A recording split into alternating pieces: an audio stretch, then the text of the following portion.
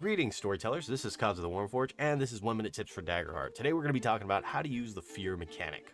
Whenever players roll their duality dice, if the resulting row has a higher value on the fear die than the hope die, you either succeed or fail with fear, and the GM then gains a point of fear. This is an incredibly useful resource for you as the GM to enhance the story being told by adding in new complications for the party to handle or furthering the challenges of ones they're already currently facing. When you spend a fear, you can do the following: interrupting the players to make a move, making an additional GM move, using an adversary's or environment's fear feature, and adding an adversary's experience to their roll. Besides some obvious things you may want to do, such as adding on the pressure by spotlighting your adversaries to make more attacks to the party, don't forget you can also have them make an additional move and then choose that move to be clearing a condition as indicated on page 102. You can also improvise fear moves, and the rulebooks give some guidance, such as spending fear to introduce new adversaries that weren't foreshadowed, or activating a powerful spell or buff to enhance the existing adversaries in the fight. What I think what players should do is really lean into the aspect of fear literally being called fear.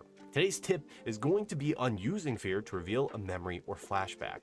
You want to use fear not just as something that puts the party physically into more danger, but also as a narrative tool where haunting memory, regret, or guilt might resurface at a critical moment. To do this, I recommend asking each of your players what their character's greatest fear or regret is during session 0, and always keeping an eye out to spend your fear resource when it is most relevant to the players thematically. Maybe the party's druid has a fear of losing control because of a previous event where they had harmed others from their village in a bestial rage, or the party seraph is haunted by a broken oath to a king that became corrupt and was eventually felled by their own hands. Whenever you see a moment that could bring up trauma or an opportunity for players to face their fears, that's when you can be extravagant in spending your fear. For example, during a chaotic battle, a villager screams in a way that mimics the cries of the druid's past victim. By spending a fear, you have the mechanical means to ask that player to make an instant reaction roll, not to suffer from a flashback, in which you could ask the player to share more details to the rest of the party about their fear and cause them to have a meltdown if they fail this save, where they might have to immediately jump into wild shape and make attacks against the closest creatures near them, friend or foe.